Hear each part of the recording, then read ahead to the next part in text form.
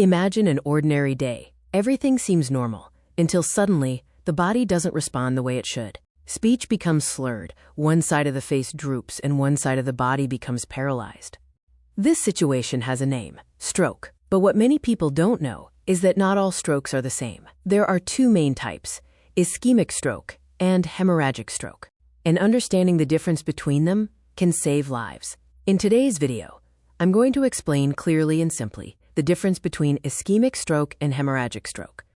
Imagine the brain as a large city, where streets and avenues carry oxygen and nutrients to every neighborhood. Suddenly, one of these main routes becomes blocked. The flow stops, traffic collapses, and that area begins to suffer. This is how an ischemic stroke happens. The obstruction of a blood vessel prevents blood from reaching part of the brain, impairing its functions. This type of stroke is the most common and accounts for about 80% of cases. Now imagine the brain as a city in constant operation.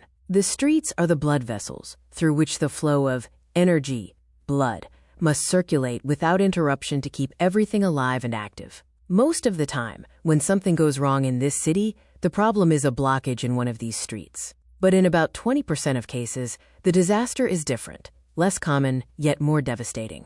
In this scenario, one of the streets ruptures. Suddenly, blood stops following its normal path and spills into a space it should not occupy. Homes are compressed, vital structures are suffocated, and the city collapses. This is a hemorrhagic stroke.